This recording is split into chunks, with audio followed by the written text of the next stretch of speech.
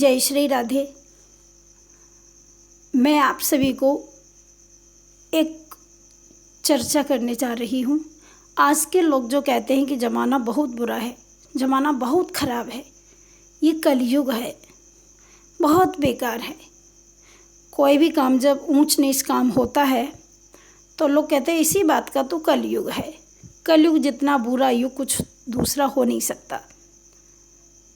मैं पूछना चाहती हूँ कि कलयुग, इस बेचारे कलयुग को इतना क्यों बदनाम किया जा रहा है। हिरण्यकश्यप और हिरण्याक्ष कौन से युग में पैदा हुए थे? कलयुग में तो पैदा नहीं हुए थे, ये तो सतयुग में पैदा हुए थे। तो हिरण्याक्ष और हिरण्यकश्यप ने तो इतना बड़ा अत्याचार किया था। भक्त प्रहलाद का चरित्र आप सभी जानते हैं, कितना परेशान किया भक्त प्रहलाद को।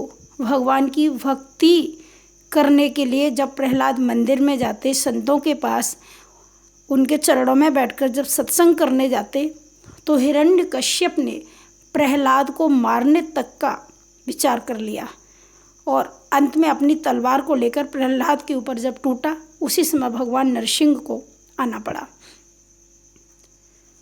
तो वहाँ पर भगवान प्रकट हुए। न दानम न तपो न यज्ञा न शौचम न व्रतानि च प्रियते अमल्या भक्त्या हरेरान्यद विडम्बनम। भगवान प्रसन्न हो गए भक्त प्रहलाद की भक्ति के कारण।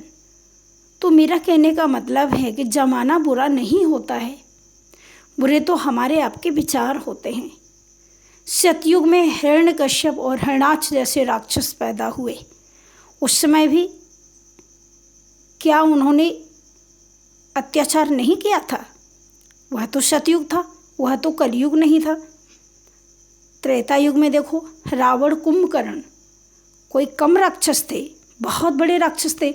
और यहाँ तक कि आज कलयुग में धर्म हो रहा है और धर्म के लिए लोगों की भीड़ भी इकट्ठी हो रही है। जहाँ धार्मिक कार्यक्रम होते हैं, भागवत कथा, राम कथा, सत्संग समारोह होते हैं, वहाँ पर कितनी भीड़ होती है, कितने लोग इकट्ठे होकर के और वो सुनते हैं उस कथा को। भले ही वो जीवन में न उतारे, परंतु कम से कम सुनते तो हैं ही। परंतु त्रेता युग में तो तुलसीदास बाबा ने यहाँ तक लिख दिया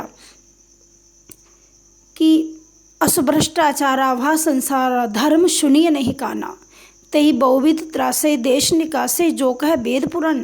वेद पुराण शास्त्रों की जहाँ भी कथा होती थी तो रावण उसको देश से निकाल देता था, उसको रहने नहीं देता था। शुभ आचरण कतहु नहीं होई, कहीं भी शुभ आचरण देखने को नहीं मिलता था। यह त्रेता युग की कथा है। त्रेता युग में जब इतना बड़ा अत्याचार हो सकता है तो ज़माना तो वह भी खराब था, परंतु उसमें भी भगवान श्री राम प्रकट हुए तो त्रेता युग सतयुग जैसा बन गया, और सतयुग से भी ज़्यादा। क्योंकि जब भगवान इस धरती पर आ जाते हैं, पृथ्वी पर धर्म की स्थापना कर देते हैं, परंतु भगवान आएंगे तो तब जब लोगों के विचार सुंदर होंगे। कोई भी युग हो, द्वापर युग में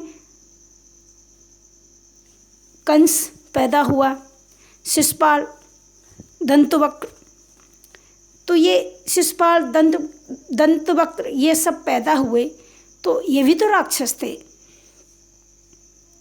और ये कम राक्षस नहीं थे, बहुत बड़े राक्षस थे। तो मैं कहती हूँ कि ज़माना बुरा नहीं है, ज़माना आज भी अच्छा है। अरे इस कलयुग में तो एक विशेष साधन है भगवान से मिलने का। अन्य युगों में आप यज्ञ करेंगे, ध्यान करेंगे, मंदिर जाएंगे, पूजा करेंगे, दान करेंगे तो भगवान खुश होंगे, परंतु कलयुग में बस भगवान का नाम लेने से ही भगवान खुश हो जाते हैं। इसलिए मैं कहती हूँ कि कलयुग को दोष नहीं देना चाहिए। बुरा क्या है? न शासन बुरा है, न जमाना बुरा है, बुरे भाव मन में वसाना बुरा है। जिसके मन में अच्छे भाव नहीं है, जिसके मन में प्रभु नहीं है, जिसके मन में धर्म नहीं है, बस वही बुरा है। और जहाँ संतोष नहीं है, शांति नहीं है, जहाँ एक दूसरे के प्रति प्रेम नहीं है, एक दूसरे के प्रति दया नहीं है। इंसान आज इंसान को देखना नहीं चाहता, बस यही बुरा है, युग बुरा नहीं। तुलसीदास बाबा ने तो यहाँ तक लिख दिया, कलयुग समजुग आन नहीं, जोनर कर विश्वास, गाय गाय हरि गुण विमल, भवतर बिनहि प्रयास। भगवान का नाम लेने से, प्रभु श्री कृष्ण गोविंद हरे मुरारे, हे नाथ नारायण वासुदेवा। और देखो, सतयुग कहाँ है, कलयुग कहाँ है, द्वापर कहाँ है, त्रेता कहाँ है। जिस समय भगवान श्री राम के चरणों में आपका मन लग जाए तो समझो त्रेता युग है। जिस समय भगवान श्री कृष्ण के चरणों में भक्ति जागरूक हो जाए तो समझो कि ये द्वापर युग है। प्रभु श्री नारायण के चरणों में जहाँ प्रेम लग जाए, तपस्या करने को मन हो जाए तो समझो यही सतयुग है। और आज भी भगवान का नाम लेने में जब मन लग जाता है, कथा सुनने में हमारा मन लग जाता है, हम डूब जाते हैं, हमें आनंद की प्राप्ति होने लगती है, तो समझो हम कलिकाल में नहीं हैं, हम सतयुग त्रेता में बैठ कर के भगवान के नाम का, भगवान के रूप का, भगवान के गुणों का, भगवान के धाम का आनंद ले रहे हैं।